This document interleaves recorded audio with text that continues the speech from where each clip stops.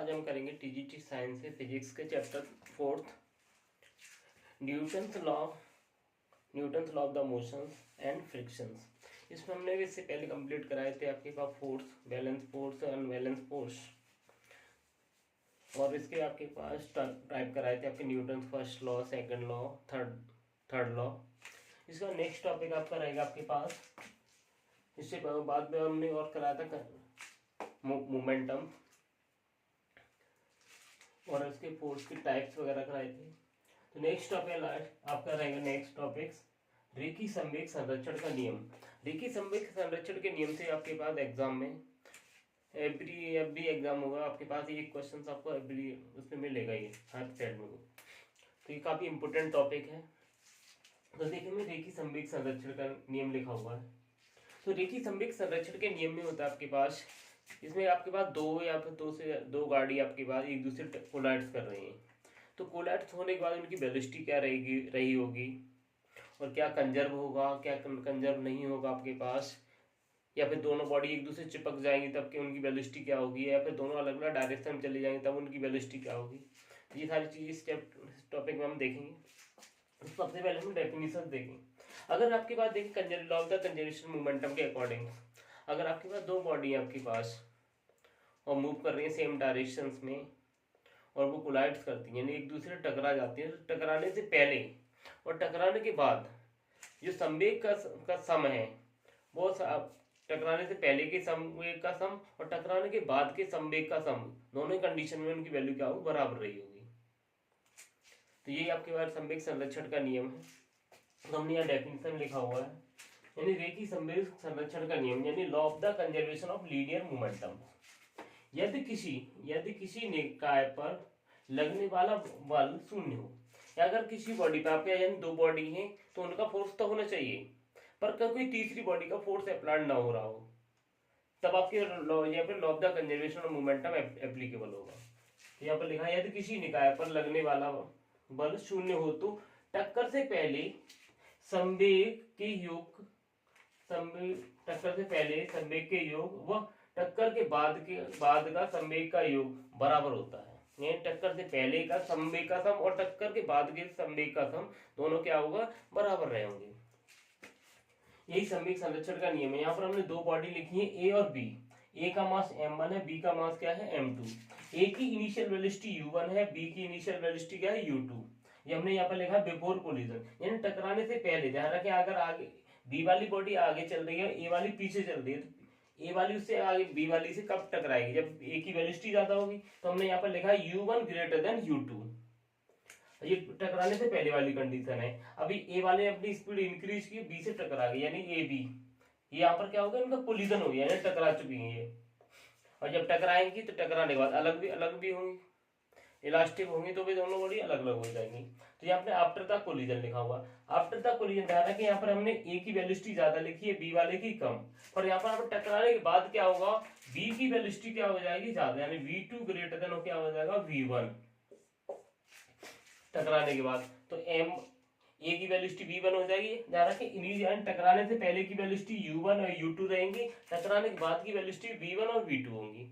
तो हमने ए की वेलोसिटी v1 लिख दी, बी की वेलोसिटी क्या लिखी, v2, और मास हमेशा दोनों के सेम रहे।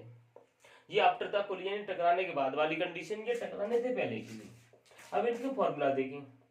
ये law of the conservation of momentum का जो फॉर्मूला निकाला जाता है, न्यूटन के सेकंड लॉ और न्यूटन के थर्ड लॉ दोनों को यूज करके निकाला जाता है।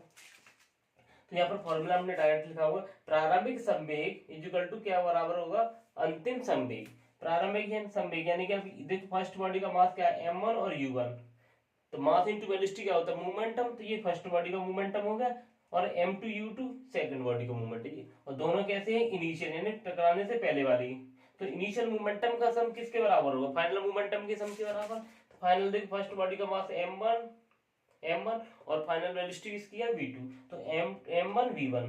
सेकंड वाली यानी b की वेलोसिटी देखिए, मास है आपका m2 का, वेलोसिटी क्या है v2, तो m2 v2। तो ये आपके पास देखिए फाइनल फर्स्ट बॉडी का final momentum plus second body का फाइनल मोमेंटम, तो सम ऑफ द इनिशियल मोमेंटम बराबर, देखो सम ऑफ द इनिशियल मोमेंटम बराबर क्या है, सम ऑफ द फाइनल मोमेंटम। तो इसी को लॉ को बोलते हैं law of the conservation of momentum. अब इसके केस देखेंगे एक एक करके। तो क्या केस रहते हैं। तो नेक्स्ट देखिए आपके पास, जब ऐसे हमने देखा होगा जब बंदूक से हम जब बुलेट को फायर करते हैं, गन बंदूक से गोली को जब फायर करते हैं, तो फायर करने के बाद देखा अपने बुलेट तो आपकी फॉरवर्ड डायरेक्शन में मूव हो जाती है, पर आपने देखा होगा आपके पास गन बैकवर्ड डायरेक्शन में कुछ वेलोसिटी से मूव होती है। तो गन के पास जो बैकवर्ड डायरेक्शन में वेलोसिटी आती है उसे बोलते हैं रिकॉइल वेलोसिटी। तो यहाँ से हम रिकॉइल वेलोसिटी भी निकालेंगे आपके पास। तो स्टार्टिंग में देखें, जब हम बुलेट गन से बुलेट को जब हमने फायर नहीं किया, इसका मीन्स क्या है, इनिशियल वेलोसिटी यानी गन की भी जीरो और बुलेट की भी जीरो है। तो यहाँ पर यूज करेंगे law of the conservation of momentum. Let कर लेंगे यहाँ पर आपके let mass of gun is equal to capital M रहेगा, और बुलेट के लिए स्मॉल एम।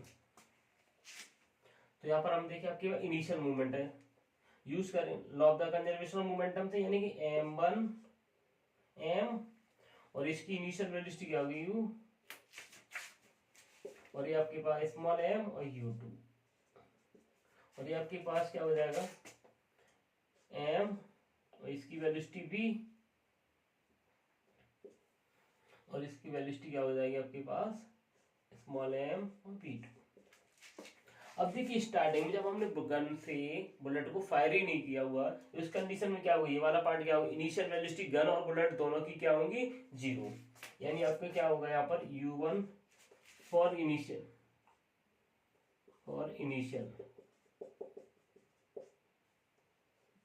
इनिशियली क्या होगा u1 और u2 दोनों क्या होंगे जीरो, जो स्टार्टिंग में ये क्या होंगे रेस्ट पर होंगे।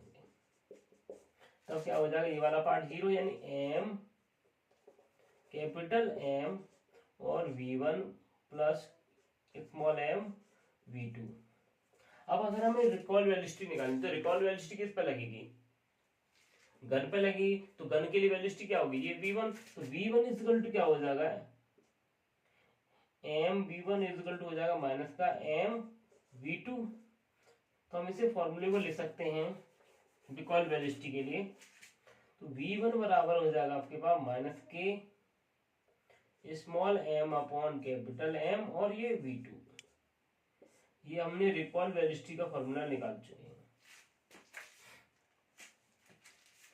तो ये आपका v1 जो वेलोसिटी है किसकी, आपके पास गन की वेलोसिटी है रिकॉइल, यानी इतनी वेलोसिटी से कोई भी जब बुलेट से हम फायर करेंगे, बुलेट की वेलोसिटी हमने क्या ली v2, और v1 आपके पास किसकी हो जाएगी गन की रिकॉइल वेलोसिटी, यानी v1 वेलोसिटी से गन आपकी बैकवर्ड डायरेक्शन में मूव करेगी, तो बैकवर्ड डायरेक्शन के लिए माइनस साइन लगा हुआ है, तो ये रिकॉइल वेलोसिटी हो जाएगी।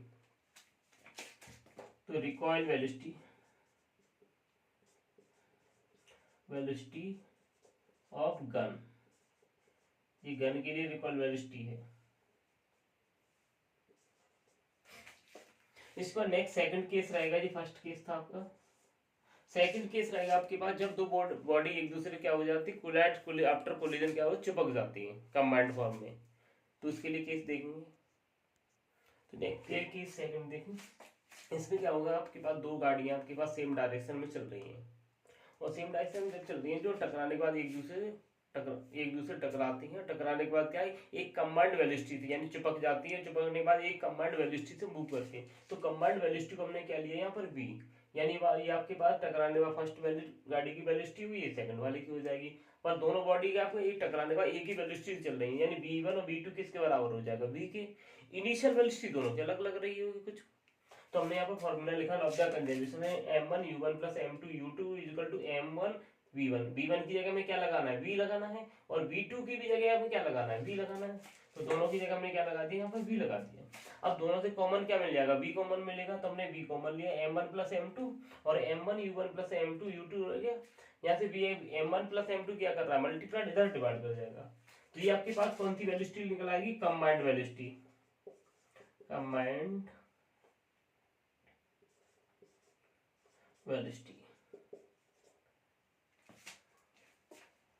Velocity after collision.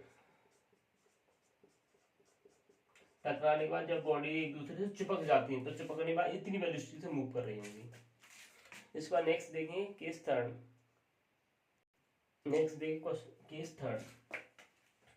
तो केस थर्ड में क्या है, आपके पास जब दो गाड़ियां आपके पास सेम डायरेक्शन में ट्रेवल कर रही हैं और आपके पास सेम डायरेक्शन में ट्रेवल कर रही हैं और ट्रेवल करते करते एक दूसरे से टकरा जाती हैं और टकराने के बाद क्या हुआ, दोनों रुक जाती हैं। टकराने कोलिजन टकराए और टकराने के बाद दोनों गाड़ी के रुक चुकी हैं और जब रुक चुकी है तो इनकी फाइनल वेलोसिटी क्या होगी, यानी v1 और v2 दोनों की क्या होगी, जीरो हो जाएगी।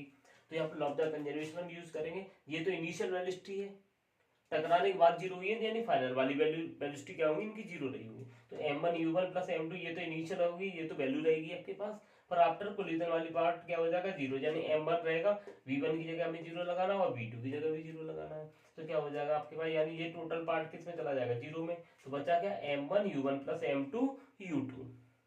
अगर इनमें से आपके पास दोनों गाड़ी आपके पास अपोजिट डायरेक्शन में आती है, दोनों गाड़ी क्या है, अपोजिट डायरेक्शन से आ रही होती है, तो ध्यान रखें जिसका मोमेंटम ज्यादा होगा, जिसका मोमेंट यानी मास इनटू वेलोसिटी का प्रोडक्ट जिसका ज्यादा होगा उसकी वेलोसिटी को हम पॉजिटिव लेंगे और जिसका मोमेंटम कम होगा उसकी वेलोसिटी को आपको कैसा लेना है, नेगेटिव लेना है, और इस फॉर्मूले को यूज कर देंगे।